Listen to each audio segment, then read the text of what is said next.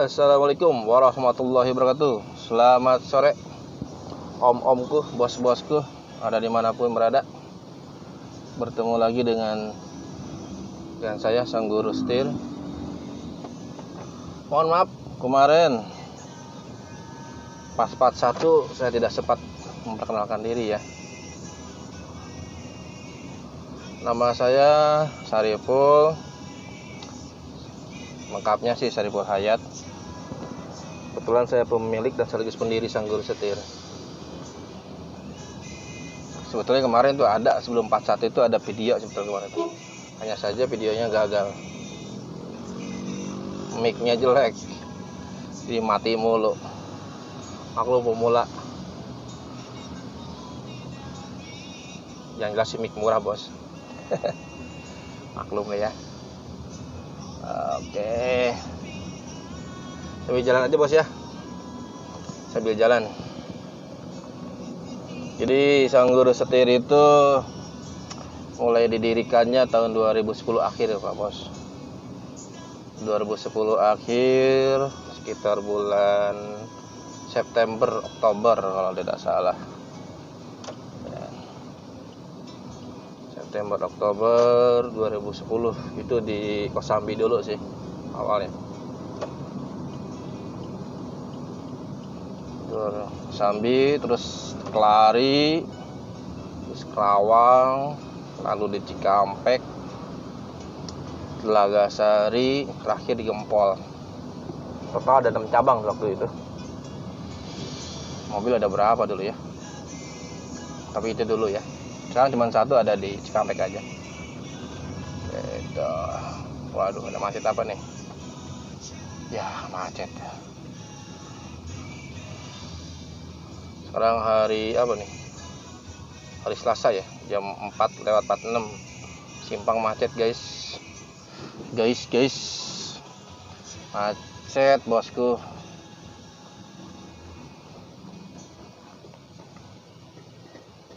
Waduh, macet nih.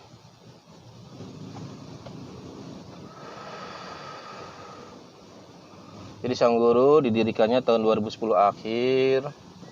Tujuan kami diadakannya sang guru atau dibukanya sang guru setir untuk membantu pemerintah sih dalam hal mengedukasi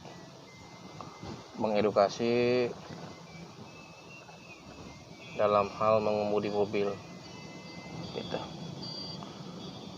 Tapi bukan sembarangan mengemudi ya, dalam artian kita belajar setirnya itu dilengkapi dengan pemahaman undang-undang lalu lintasnya, jadi tidak asal ya. Yaitu Undang-Undang Nomor 22 Tahun 2009 tentang lalu lintas dan angkutan jalan raya. Jadi kita menciptakan supir itu yang paham tentang teknik-tekniknya, paham tentang safety-nya, begitupun paham tentang undang-undangnya. Jadi tidak menciptakan supir kardus gitu. Macet bos. Jadi gini Pak, jadi nyetir mobil itu bukan hanya sekedar nyetir, bukan hanya sekedar bisa gitu ya gitu. Karena di dalam hal nyetir itu sendiri ada 5 tingkatan. Yang pertama, orang nyetir hanya sekedar bisa. Mungkin kebanyakannya kita seperti itu ya gitu. Dalam artian bawa mobil bisa ya bisa, bawa mobil maju ya bisa, mundur juga bisa, parkir juga bisa. Cuman ya bawa mobilnya nggak enak gitu. Mau belok asal, mau mundur asal, ngerem juga asal, yang kadang-kadang membahayakan orang lain gitu. Biasanya ke penumpang itu minimal tidak nyaman, gampang mabok, yang mual ya gitu, mengerikan gitu. Ini kayaknya di kita masih banyak yang seperti itu ya gitu. Memang kadang-kadang ada orang yang mengatakan, mau ngapain ada kursus ya, belajarnya sama gue gitu ya, belajar sama saya gitu ya, mahal-mahal kursus. Memang betul sih bos. Jadi saya tidak menyalahkan juga yang ngomong seperti itu. Masalahnya masih banyak juga kursus-kursus yang mana instrukturnya bukan instruktur, gitu. Yaitu instrukturnya bekas supir gitu. Maaf ya, jadi bukan profesi supir jelek, bukan. Karena supir dan instruktur berbeda, Pak. Kalau supir hanya dididik untuk diri sendiri, untuk kepintarannya sendiri, gitu kan. Tidak dididik untuk menyampaikan materi, tidak dididik cara pengajaran, tidak dididik untuk bersabar. Dalam arti bersabar bukan bersabar supirnya loh ya, tapi bersabar di dalam hal pengajarannya. Gitu. Kenapa? Karena di cara mengajar dan mendidik itu ada psikologisnya, itu psikologis pengajaran dan psikologis pendidikan. Gitu. Jadi ya supir dengan instruktur berbeda. Gitu. Supir bisa bawa mobil tapi belum tentu bisa ngajarin orang. Kalaupun bisa ya mungkin ya sekedarnya. Ya. Tapi kalau instruktur pasti bisa jadi supir gitu. Gitu bos. Ini macet apaan ya?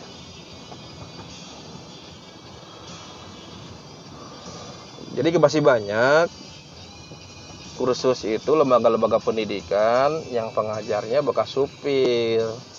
Makanya pengajarannya tidak jauh berbeda dengan belajar dengan tetangga atau dengan siapapun. Masalahnya apa ya? Sama-sama bekas supir gitu kan. Bedanya hanya di dalam lembaga pendidikan. Cuman yang ngajarnya bekas supir gitu. Gitu bos. Ya. Makanya di sang guru walaupun kadang-kadang jadwalnya padat, ya kayak sekarang jadwal padat. Di sang guru kadang-kadang daftar sekarang tidak bisa langsung belajar, kadang-kadang ya, karena jadwalnya padat penuh. Kadang-kadang siswa suka protes, Pak kenapa tidak nambah mobil, tidak nambah armada latihan. Bukannya nggak mau bos. Kalau untuk mobil sih ya gampang kan, bisa kredit, bisa nyewa kan gitu. Cuman yang jadi masalah adalah yang ngajarnya siapa kan gitu. Kalau yang ngajar bekas supir sih banyak kok yang supir yang jadi pengangguran gitu. Tapi saya nggak mau seperti itu. Dan itu saya ingin yang ngajar di sang guru itu adalah benar-benar seorang pendidik, seorang pengajar. Artinya ya benar-benar seorang instruktur gitu. Tidak ingin sembarangan ngajar instruktur Pak. Waktu tidak akan sembarangan melatih atau mengangkat instruktur itu untuk jadi pelatih di sang guru. Banyak yang ngelamar ke kita juga banyak. Gitu. Tapi saya lihat latar belakangnya, kalau hanya sebatas bekas supir sih saya nggak mau. Gitu. Jadi kalau untuk armada sih gampang. Nambah armada sih gampang, bisa kredit, bisa minjam, sewa, yang rental. Tapi yang jadi masalah adalah pengajarnya siapa gitu. Makanya ya biarkan aja lah. Yang penting siswa puas dilayani oleh kita. Karena itu ada beban tanggung jawab moral kita bos. Sebagai pengajar, sebagai lembaga pendidikan punya tanggung jawab. Macet apa ini ya? Gitu. Karena di dalam nyetir itu sendiri itu ada 5 tingkatan Pak. Tadi itu ya, yang pertama tadi itu orang yang nyetir hanya sebatas bisa nyetir aja gitu. Hanya sebatas bisa gitu. Dia nggak ngerti teknik-tekniknya, trik-triknya, atau dalam artian tidak ngerti safety drive-nya, mungkin tidak ngerti defensive drive-nya, gitu kan gitu. Atau bahkan mungkin tidak ngerti undang-undang. Itu hanya sekedar bisa aja. Gitu. Makanya nanti ini ada yang tingkatan kedua, yang mana yang tingkatan kedua itu adalah seorang pengemudi yang paham dengan ilmu safety drive-nya. Jadi yang pertama tadi itu hanya sebatas bisa ya. Pengemudi hanya sebatas bisa bawa mobil, itu yang pertama. Biasanya itu yang pertama itu yang belajarnya bukan di lembaga pendidikan. Dan itu. Tapi Pak, saya juga belajar lembaga pendidikan, belajarnya biasa-biasa aja, ya itu tadi itu. Karena banyak lembaga pendidikan yang tadi itu instrukturnya ya bekas-bekas supir juga, gitu. Nah, ini yang kedua nih, tingkatan yang kedua. Seorang instruktur, seorang pengemudi mobil yang mengerti tentang ilmu safety drive-nya. Safety drive itu apa sih? Safety drive itu adalah seorang pengemudi yang memahami atau yang mengerti tentang bagaimana cara yang nyetir yang aman, gitu. Cara nyetir yang aman yang seperti apa sih, kan itu dia paham, gitu. Itu safety drive, gitu. Salah satu contoh safety drive, nah ini saya pakai sabuk nih, ini safety drive ini, ya kan, gitu. Terus sebelum mengemudi, setting ulang kursinya, setting dulu tempat duduknya, joknya, sandarannya, terus spionnya, itu juga perilaku safety drive, gitu. Kalau di motor itu safety reading. Jadi kalau di mobil safety drive, kalau di motor safety reading. Ya, tapi ada kelemahannya itu safety drive itu. Kelemahannya adalah ilmu safety drive itu cenderung, bukan nggak ada ya, ada sih beberapa ilmu yang memikirkan orang lain. Tapi kebanyakan ilmu safety drive itu adalah ilmu buat diri sendiri, keselamatan diri sendiri. Contoh nih, ini nih. Ini saya ini pakai sabuk nih, ini ilmu safety drive. Safety buat siapa? Buat saya, gitu kan? Dalam artian tidak ada ngaruhnya buat orang lain, gitu. Saya kalau nggak pakai sabuk, orang lain nggak rugi gitu, tapi yang rugi saya gitu. Kalau kecelakaan ya saya mungkin beclong aja, terlempar gitu kemana kan, gitu. Jadi safety drive itu cenderung untuk diri sendiri. Kayak safety reading aja. Biker, biker, waduh biker. Biker, itu pengemudi motor itu kan biker ya. Biker itu yang pakai helm kan safety readingnya kan gitu. Pakai helm, pakai spion, pakai jaket kulit, sepatu, alas kaki, itu safety drive, berperilaku safety drive. Tapi kalau bawa motornya ugal-ugalan kan sama aja bohong. Dia sih safety, tapi dia sebenarnya nggak safety kan, ngebut-butan itu. Tapi kadang-kadang dia ugal-ugalan gitu. Tidak apa ya? Waduh, galian kabel mas bro. Galian kabel, bukan, galian colokan. Aduh, galian colokan pas jam sibuk lagi. Mas bro, macet, mas bro, macet.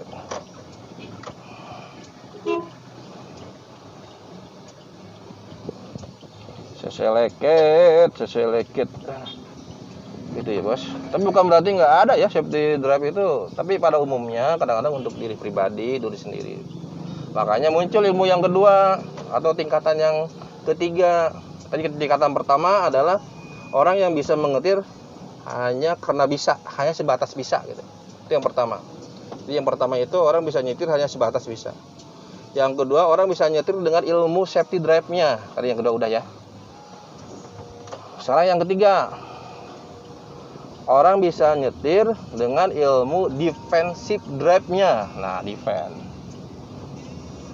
defensive drive.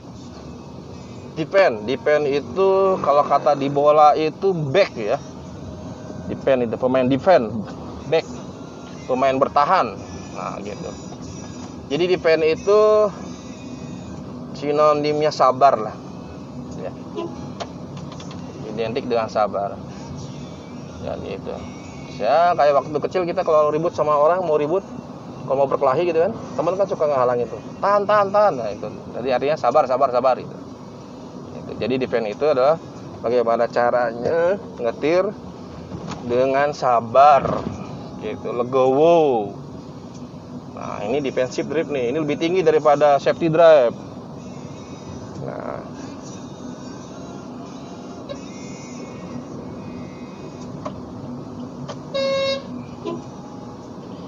defend itu kalau di motor belum ada bos. Di motor belum ada defensive reading, belum. Saya belum pernah dengar tuh. Atau memang saya kurang gaul kali ya. Kalau di motor belum ada. Kalau di mobil.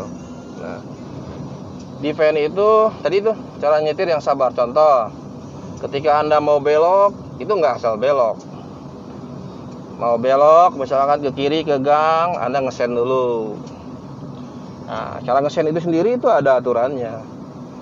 Cara memberi lampu sen itu 10 detik sebelum belok. Itu ada di undang-undangnya nomor 20 tahun 2009. Jadi nggak asal. Nyalakan lampu sen dulu, sen kiri. Itu 10 detik, lalu dia tengok kiri. Kalau kosong baru masuk kiri. Jadi nggak asal. Jadi lebih memperhatikan lingkungan itu. Lebih memperhatikan orang lain dan lingkungan. Jadi nggak asal. Jadi nggak ego gitu. Itu defense. Ya. Lebih bersabar, lebih berlegowo, gitu bos. Itu lebih tinggi tingkatannya daripada safety drive, ya kan, gitu. Orang lain aja diperhatikan, dilindungi, apalagi diri sendiri, gitu loh. Itu defense, gitu. Kayak tadi tuh, saya lagi mau belok, ada kontainer mau buru-buru, langsung tadi kan tot, ya kita kasih jalan, ya kan, gitu. Mungkin dia pengen buru-buru, ya kan, mungkin pengen kamar mandi, kamar kecilan, kita nggak tahu. Jangan kekeh kalau kata Sunda itu, ya. Gitu. Ilmu nyetir ilmu sabar bros, nggak bisa. Ilmu nyetir itu ilmu proses. Tidak ada ceritanya orang belajar setir langsung pintar, nggak ada, atau langsung mahir, nggak ada. Ya gitu. Makanya di iklan-iklan YouTube kan agak-agak lebay ya. Belajar 5 jam langsung mahir, wah itu terlalu lebay kalau menurut saya. Ya. Gitu. Gitu bos ya. Jadi tingkatan yang ketiga itu adalah orang nyetir dengan ilmu defensive drive-nya gitu. Ini tingkatan keempat nih. Tingkatan keempat itu adalah seorang pengemudi dengan ilmu eco drive-nya. Gitu, eco drive tulisannya eco. Eco drive. Eco itu pendekan dari ekonomis, berarti ya hemat lah gitu ya. Jadi yang dimaksud dengan eco drive itu adalah seseorang bisa mengemudi tetapi sekaligus bisa menghemat bahan bakar plus spare part gitu. Jadi penghematan ya. Lumayan bro, buat nambah-nambah bayar angsuran. Ya kan, menghemat bahan bakar plus spare part bisa bayar angsuran. Gitu. Jadi eco drive itu bagaimana caranya bawa mobil yang bisa menghemat bahan bakar plus spare part? Bisa ya, bisa bos. Ada ilmunya, ilmu eco drive-nya. Gitu. Jadi yang berperilaku eco drive itu cirinya itu dia ngegas tidak gradual. Ya kan? Kalau ngegas semut. Lembut, ngegas itu lembut. Yang langsung ngok. Nah, itu udah bukan perilaku eco drive. RPM-nya bisa tahu level-level RPM, ya kan? Nanti saya terangkan nanti di takometer, ya bukan RPM sebenarnya. Itu nama alatnya takometer, satuannya RPM. Itu eco drive. Nah, untuk mobil-mobil zaman sekarang kebanyakan itu sudah dilengkapi tuh indikator eco drive di depan tuh di dashboard. Yang biasanya warna hijau, biasanya suka warna daun kalau nggak salah, gambar daun gitu ya. Maksudnya daun dengan hijau itu biar eco itu kan itu apa tuh green gitu loh, go green gitu kan. Gitu. Itu enak tuh.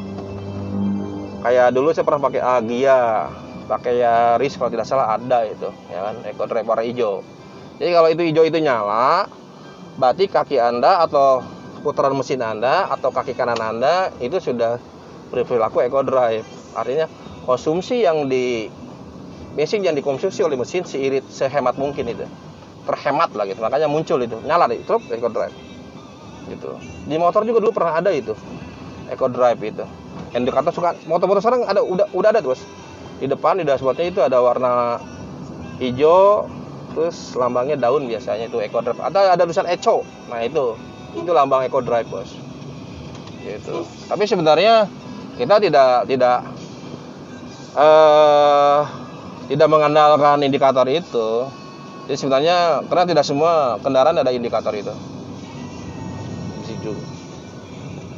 Tidak semua kendaraan ada indikator itu. Nah, yang bagus Eco Drive itu kalau ada indikator itu ya, yang bagus itu adalah yang nyala terus.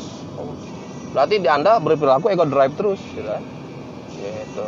Makanya jangan heran tuh nanti Anda kalau lihat logo itu Eco Drive di depan dashboard, kadang nyala, kadang mati. Nah, ketika mati berarti Anda tidak lagi berperilaku eco gitu. Ya kan? Berarti kaki Anda boros gitu. Kaki sultan. Ya. Sudah tidak memikirkan lagi harga bensin dan konsumsi bensin. Jejak wae gitu kan. Aduh, itu hanya berlaku untuk para sultan, Bos. Kalau untuk kayak saya, waduh, kalau tidak Eco Drive babak belur kantong, Bos. Gitu. Itu ya tingkatan keempat ya. Jadi seseorang bisa mengemudi dengan ilmu Eco Drive-nya. Itu tingkatannya lebih dari safety dan defense. Nah, ini yang kelima nih. Yang kelima. Sorry nih ya, saya ngasih penjelasan sambil nyetir karena ini baru pulang ngajar. Kadang-kadang nggak ada waktu untuk syuting, waduh kayak artis aja. Makanya dari kemarin mikirin gimana ini kan gitu kan. Ya udahlah, sambil jalan pulang atau sambil jalan pergi kerja lah saya aja. Ini yang kelima nih. Yang kelima adalah seseorang mengemudi dengan ilmu smart drive-nya, smart cerdas berarti ya. Gitu kan. Yang kelima itu yang tertinggi, bagaimana cara seseorang mengemudi dengan smart drive, yaitu mengemudi dengan cerdas. Gitu. Emang ada, Om, orang yang nyetir dengan cerdas? Ada. Seseorang menyetir dengan tingkatan yang cerdas dikatakan sudah cerdas kalau sudah bisa mengaplikasikan ilmu safety drive, ilmu defensive drive plus eco drive-nya di dalam hal mengemudinya, maka dia dikatakan sudah bersmart, gitu kan, sudah cerdas di dalam hal mengemudi. Jadi yang tiga tadi tuh, yang tiga itu yang tingkat 2, tingkat 3, tingkat 4 disatukan. Jadi seseorang yang sudah bisa berperilaku safety drive, defensive drive, eco drive, maka dia dikatakan seseorang yang cerdas di dalam hal mengemudi. Gitu. Ada ilmunya, Bos. Gitu. Dulu saya belajar ilmu smart drive itu di Jakarta. Ya kan, dengan Pak siapa ya? Pak Bang siapa itu? Pirelli Nasional itu. Ya kan? Ada lembaganya di Jakarta namanya IDC, Indonesian Defensive Drive Center. Itu dia cabang atau apa ya? Disebutnya dapat lisensi dari Australia. IDC itu kerjasama dengan pihak Australia, namanya SDT, Safety Training Australia. Ada, Bos, di Pasar Minggu. Kalau Bos mau, boleh saya tunjukin. Nomor teleponnya saya kasih. Cuma lumayan, Bos. Biayanya dulu aja tahun 2015. Saya tahun 2015 waktu itu. 2015 itu 2 juta. 2 juta 2 hari, Pak. Ya kan? Jadi 1 hari 1 juta. Lumayan ya, mahal juga ya. Ternyata ilmu itu mahal. Tapi alhamdulillah saya puas. Nah, semenjak itu saya berani. Semenjak udah ikutan EDC dengan SDT Australia itu saya berani. Lebih pede ngasih seminar ke perusahaan-perusahaan gitu. Oh iya, Sanggur Steel pun pernah kerjasama dengan beberapa perusahaan. Yang pertama dulu dengan PT Taiko Euro 5, apa ya? Itu perusahaan pipa air itu dari Australia. Itu adanya di Kelari kalau salah. Dulu manajernya Busri siapa ya? Namanya Busri dulu manajernya. Dulu pernah itu seminar. Dari pihak Sangguru dipanggil oleh perusahaan itu PT Taiko Euro apa ya belakangnya itu. Taiko Euro apa ya, lupa lagi. Sudah lama itu, tahun 2000 berapa ya. Nah, itu kita dipanggil pernah untuk ngasih seminar tentang smart drive gitu. Lalu kita menggandeng pihak Polres Karawang. Jadi kita kerjasama dengan Polres Karawang. Jadi teknisnya tentang smart drive kita yang ngasih, tentang undang-undang lalu lintasnya pihak Polres yang ngasih. Waktu itu Kanit Dikyasanya dipegang oleh Bu siapa ya? Bu Ibda, Inspektur 2 Bu Iis Puspita. Terima kasih Bu Iis. Ya, itu. Katanya sekarang beliau sudah jadi AKP, wah keren. AKP itu Ajun Komisaris Polisi, AKP Iis Puspita tadi. Sekarang udah jadi AKP itu Bu Iis itu di Polres. Terakhir ada informasi sih dia beliau jadi Kabag Bimas ya. Selamat Pak Iis, Bu Iis. Gitu. Kebetulan beliau kakak kelas saya di SMA. Dan gitu. Terima kasih Bu Iis atas pembinaannya selama ini. Sudah lama nggak ketemu nih. Ada berapa tahun dengan Bu Iis nggak ketemu. Itu namanya Bu Iis Puspita. Beliau dulu waktu jadi Kanit Dikyasa pernah kerjasama dengan kita di seminar-seminar ke perusahaan tentang smart drive gitu dan pemahaman undang-undang nomor 22 tahun 2009. Nah, udah PT Taiko. Kalau PT Taiko itu hanya itu doang, hanya ngasih seminar aja. Ya kan? Pesertanya ya supir-supir staff dengan para staffnya yang dikasih inventaris mobil oleh perusahaan. Jadi di perusahaan Australia itu yang ada di Indonesia itu ada apa ya? ISO berapa gitu. Bahwa supir perusahaan itu harus punya sertifikat kursus gitu dan seminar, pernah mengadakan seminar itu gitu supaya dapat ISO berapa gitu. Saya kurang tahu ya, kurang ngeh gitu. Itu biasa perusahaan Australia begitu, perusahaan Australia. Terus yang kedua yang pernah kerjasama dengan kita PT Multistrada Arah Sarana. Nah ya itu perusahaan perusahaan lokal ban yang ada di Lemah Abang Wadas. Bukan Lemah Abang Wadas, Lemah Abang Bekasi sebelum Lemah Abang. Itu jalan Cikarang Tanjung Pura itu, sebelah kanan kalau tidak salah. Itu perusahaan ban. Itu pernah kerjasama dengan kita. Kalau PT Multistrada itu kerjasama dalam hal pengajarannya itu langsung dari nol. Kalau Taiko seminarnya kita ngedidik supir yang sudah jadi. Kalau Multistrada kita ngedidik orang yang belum bisa nyetir gitu.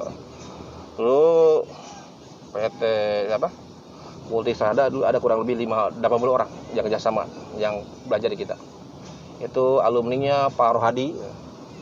Gimana Pak Rohadi? Udah bisa bawa mobilnya Pak Rohadi?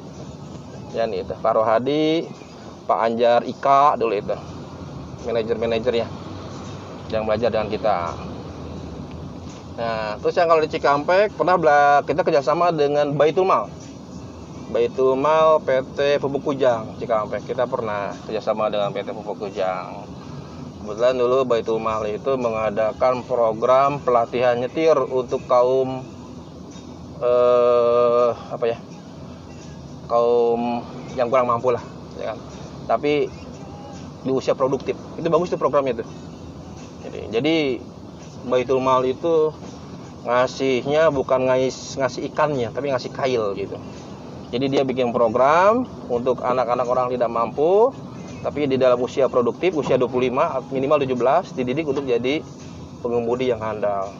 Itu alumninya yang paling dekat dengan saya, Hamdan Maulana. Nah, dia udah jadi supir apa sekarang dia? Terakhir sih dia kata-katanya terakhir bawa truk katanya.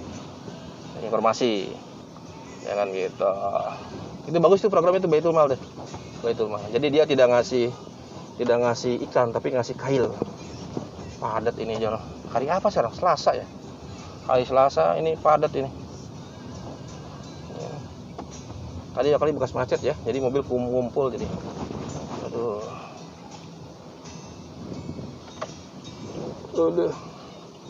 Begitu bos ya. Perkenalannya dengan sang guru. Jadi lupa kemarin itu sebenarnya video itu sebelum 41 belajar setir mobil dari nol itu ada videonya sebetulnya. Ada video yang satu lagi. Cuman gagal. Maka nggak kita upload. Gitu. Kenapa? Karena suaranya putus-putus. Maklum bos, mic-nya yang BPJS bos, mic-nya.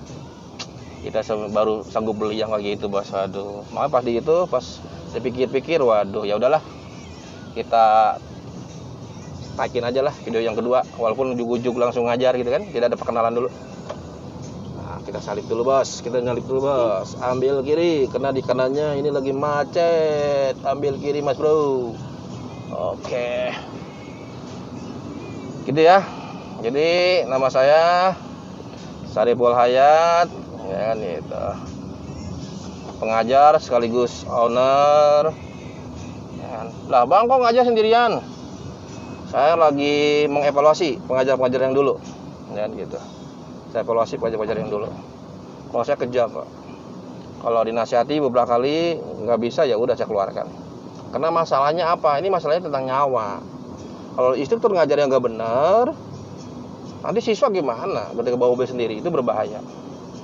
Ya kan? Apalagi kalau dia sampai bawa keluarga, bawa anak istri. Nah itu tanggung jawabnya harus, waduh, tanggung jawab moral itu. Ya kan itu kan? Itu harus benar-benar itu ngajarnya. Gitu. Kanan lagi. Gitu. Terus kalau di kita itu instruktur itu dilarang keras minta uang tip. Pokoknya kalau ada, dari dulu saya begitu. Pokoknya ada karyawan saya yang minta uang tip, saya keluarin langsung besoknya. Jangan minta uang tip yang nyinggung-nyinggung pun saya keluarin. Ya itu. Kenapa? Karena ya itu. Ya kan? Karena di kita sistemnya bukan sistem bayar per jam. Kita ke instruktur itu gaji sistemnya bayar per gaji, bos. Ya itu. Memang ada beberapa orang instruktur kursus yang menggaji instrukturnya dengan sistem per jam. Jadi kalau ngajar dibayar, kalau enggak ya enggak gitu kan, dihitung per jam. Terus kalau saya juga bayarnya per gaji, ngajar nggak ngajar saya bayar gitu kan.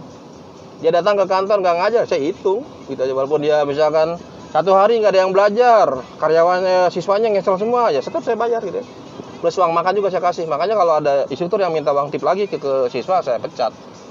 Masalahnya udah dikasih uang makan kok kan gitu. Paham ya bos? Gitu ya.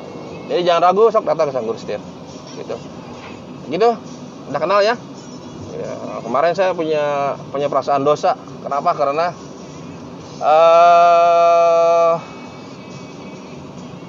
langsung masuk part 1 aja kemarin. Kalau ini bukan part 2 ini. Ini masih, jadi nanti gini. Nanti di konten saya itu nanti ada garis besar.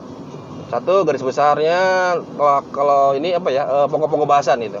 Jadi nanti kalau secara teknik dasar nanti saya masuknya ke ke belajar setir dari nol. Itu saya akan bahas step by step yang benar-benar dari nol. Terus nanti ada kursus setir mobil. Kursus setir mobil itu saya belajar ngajarin umum lah. Ya kan, ilmu-ilmu umum sama trik-triknya kayak ini nih. Kayak sekarang nih. Nanti masuknya ke kursus setir mobil aja. Gitu. Judul globalnya gitu kan. Kursus setir mobil, ini judul globalnya. Ya kan? Nanti di kursus mobil itu nanti saya akan bahas masalah trik dan tipnya gimana, ya kan? Trik-trik parkir nanti bisa masuk kemana? Bisa masuk ke kursus atau bisa belajar setir dari nol bisa. Ya. Tapi kalau belajar dari nol nanti teknik parkir akan saya sejelas mungkin, gitu ya. Gitu. Terus mungkin nanti juga insya Allah bukan mungkin. Insya Allah nanti saya juga akan mengulas tentang cara-cara memodif. Ya, kita memodifikasi ringan-ringan aja, bos. Jangan itu. Karena mobil kalau memodifnya gede, berat-berat, waduh, biayanya, bos. Mobil itu ampun dah. Masa ngalamin, Pak. Dan gitu. Modif mobil itu nggak cukup 5 juta, bos. Jadi itu. Kita modif ringan-ringan aja deh. Yang murah meriah, tapi hasilnya wah gitu. Kelihatannya sultan, padahal modifnya kita kecil. Waduh, itu orang bawa motor nggak pakai helm sambil makan, bawa anak istri, Allahu Akbar. Nah, itu klaksonin sama truk. Santai banget, diklakson diem aja. Itu bos ya. Gimana bos? Saya paham ya. Bisa apa ya? Saya nggak. Itu juga saya ngasih pertanyaan. Aduh, maklum Pak ya. Ini ada manggil bapak, ada manggil bos, ada manggil om, aduh, kacau ini. Ya, YouTuber kacau ini namanya. Maklum bos, pemula dah. Baru belajar jadi YouTuber. Ini siswa nih yang suka nyuruh mulu. Aduh Pak, bikin konten Pak, katanya ada. Saya prihatin bos. Kayak kemarin saya ngeliat ada di konten di mana, nggak bakal saya sebutin ya. Ada tuh di konten apa ya? Biarin dah, skip aja ya. Itu belok itu patokannya spion mobil, spion kaca spion. Ya saya ngira aja gitu kan. Oh, itu berbahaya itu, ya kan? Masalahnya kemarin juga sampai kejadian itu siswa kita ngamuk-ngamuk, ya kan? Ya kan? Sambil latihan ngomel aja. Ngomel bukan ke saya sih, dongkolnya ke yang bikin YouTuber itu. Sialan katanya, saya ngikutin caranya katanya. Kenapa bang? Mobil Innova saya kebaret katanya. Kenapa emang? Belok patokannya spion. Lah katanya. Patokan itu bukan spion mas bro, ya kan?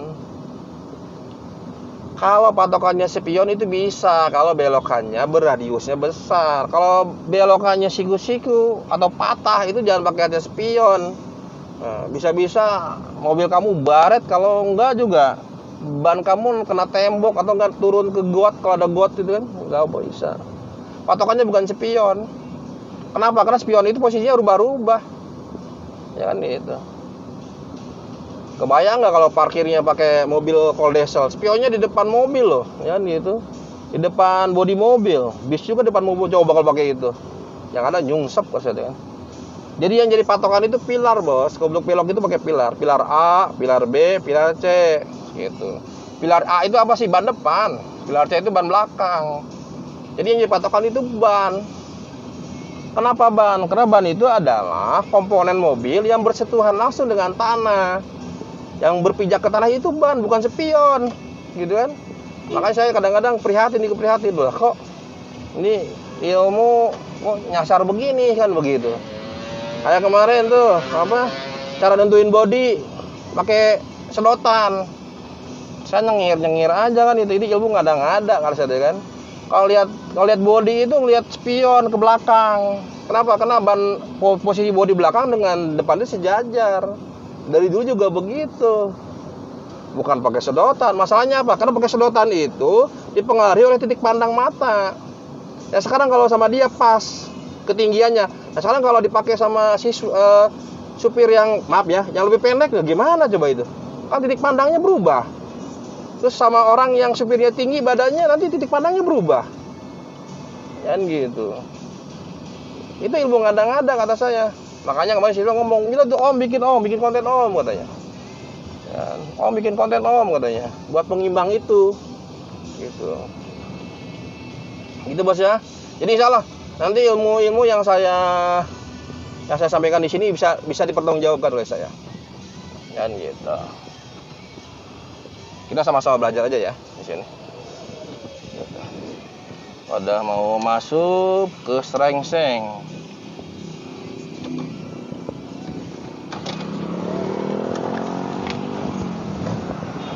Bos, sami.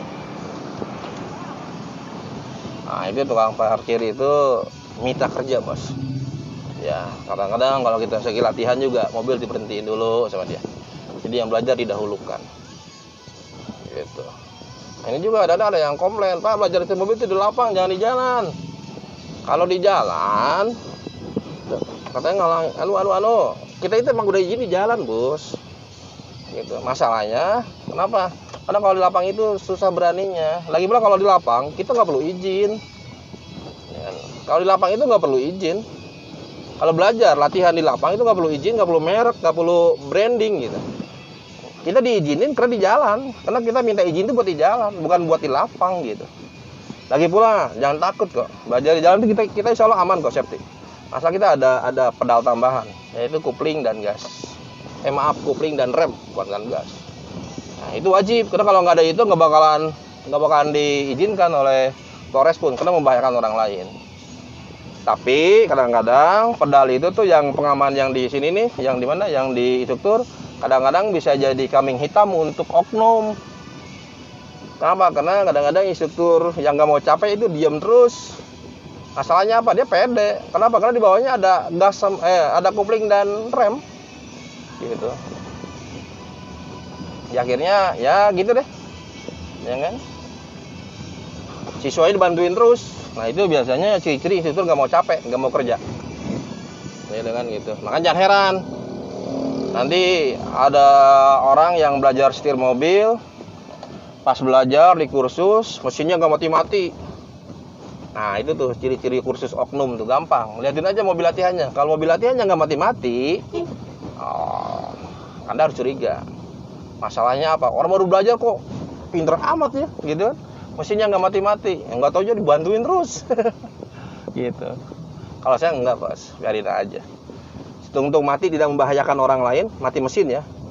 Sepanjang mati mesin yang belajar tidak membahayakan orang lain, tidak membahayakan dia sendiri, kita sendiri, saya biarin. Ya, biar dia tahu kesalahannya di mana. Gitu. Kecuali kalau lagi padat nih, lagi rapat di belakang, di depan lagi rame. Nah, saya kadang-kadang suka ngomong ke siswa, Bu, saya bantuin dulu ya, gitu kan, gitu. Demi keselamatan, gitu. Makanya jangan heran kalau lihat mobil latihan sang guru di lampu merah mati, biarin aja, pas maju mati, biarin aja ya, biar tahu. Jangan gitu, biar tahu dia salahnya di mana. Sekaligus melatih mental. Ayo klaksonin tuh sama orang di belakang. Totot titit, udah biarin. Coba Bu, tarik nafas pelan-pelan, Bu ngobrolin pelan-pelan. Jadi langsung, jadi 2 in 1, bos. Belajar secara teknis, keilmuannya, kedua belajar mental. Dia berani, gitu kan. Makanya jangan heran, kok saya bingung ya latihan di orang katanya di kursus ono katanya. Belajar lancar, mesin nggak mati-mati. Kenapa bawa sendiri mesin mati mulu? Nah, berarti Anda sudah dibohongi. Ya, gitu. Ya, hati-hati ya. Gitu. Insya Allah nanti akan saya bongkar tuh, kalau mau saya bongkar tadi tuh. Ya oknum-oknum kursi itu begitu. Ya, gitu. Ya deh. Makanya jangan heran kalau lihat mobil sang guru lecet-lecet, ya kan? Tadi aja tuh belakang mobil kita tuh nabrak tiang yang belajar parkir. Siswa sampai minta maaf. Saya kata saya enjoy aja Bu, jangan tenang aja, tenang. Saya nggak marah kok, ya. Gitu. Biarin aja, orang mobil tempur kok. Ya maklum, lecet-lecet dikit, penyok dikit, biarin aja, ya kan? Gitu. Itu tanggung jawab kita itu. Ya, dan kita nggak bakal minta uang ganti, nggak, tenang aja. Mau pas harus ganti, nggak usah, ngapa diganti, ya kan? Saya tidak akan menyalahkan ibu, yang jelas itu kesalahan saya aja, karena saya juga manusia. Kadang-kadang suka ada melengnya atau apa ya? Kalau meleng itu apa ya? Bahasa Indonesia apa ya melengnya? Meleng itu bahasa Sunda ya, gitu kan? Gitu. Jadi kita kasih motivasi, bukan salah ibu kok, salah saya, gitu. Ya kan? Walaupun sebenarnya salah dia juga, sebenarnya sih. Ya kasih motivasi aja biar dia semangat belajar itu. Dan gitu. Itu bukan salah ibu, salah saya. Jadi kalau ada siswa yang accident dalam arti kecelakaan kecil-kecil kayak baret ke tembok, ke trotoar, itu saya tidak akan menyalahkan siswanya. Yang jelas itu salah instrukturnya aja, gitu aja. Gitu, Bos. Jadi jangan takut kalau proses itu. Ya. Ini Bos ya. Gitu, jangan. Oh ya, saya ingatkan lagi ya. Ditunggu sampai 100 subscribe-nya. Insyaallah nanti kalau udah 100 subscribe, saya sediakan kaos 2 dulu ya. Dan itu. Tenang aja, nanti saya sediain kaos 2. Nanti paling juga nanti secara manual aja ya. Nanti saya ngasih pertanyaan, ya nggak bakalan jauh-jauh, sekitar tentang sang guru aja, atau dengan konten sang guru, pertanyaan nggak bakalan jauh-jauh. Nanti saya bikin pertanyaan di dalam sebuah video, di dalam konten. Nanti Bapak dan Ibu, Pak Bos dan Bu Hajinya jawab di komentar. Siapa yang paling ngejawab paling cepat, yang pertama kan lihat tuh nanti tuh ada tuh masuk di komentarnya jam yang pertama yang masuk, ya itu yang jadi pemenangnya nanti. Dan jawabannya benar, ya gitu. Terus nanti ukurannya akan saya sesuaikan dengan ukuran badan Anda. Karena kan orang berbeda-beda ukurannya. Gitu. Itu Bos ya. Ditunggu Bos ya di Sang Guru kantornya. Bagi yang minat silakan datang aja ke Sang Guru di Jalan Jenderal Sudirman, Dakan Maja, Kota Baru, Karawang ya. Jangan lupa Bos ya, di subscribe, di like, di share ya. Kalau ada salah-salah kata ya saya minta maaf ya, ini saya sambil nyetir arah pulang. Jangan gitu.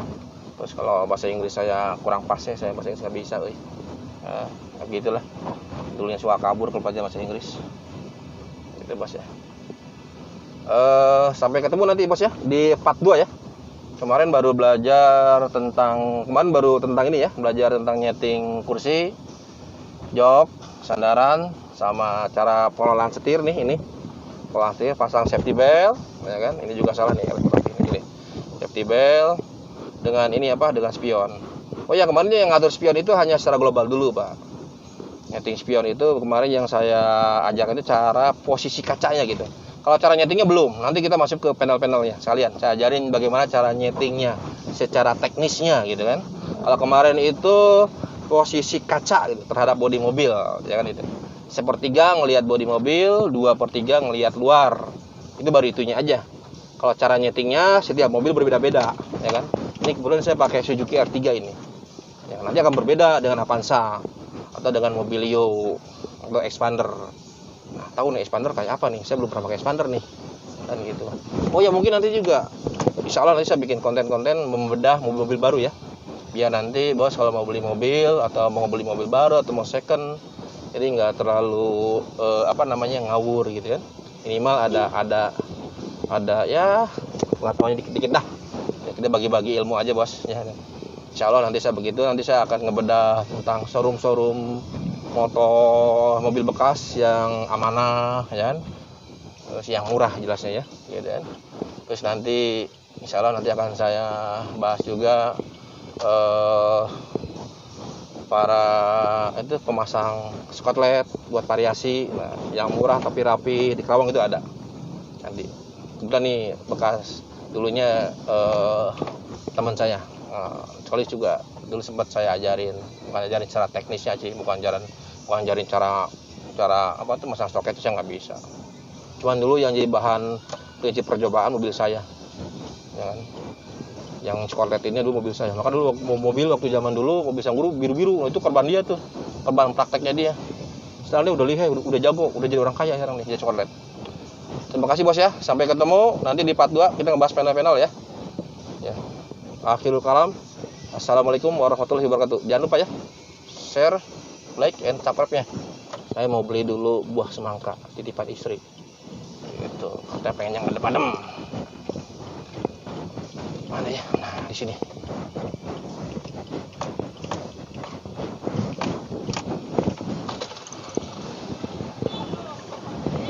Beli semangka heula. Di dia nya. Di dia tenanannya.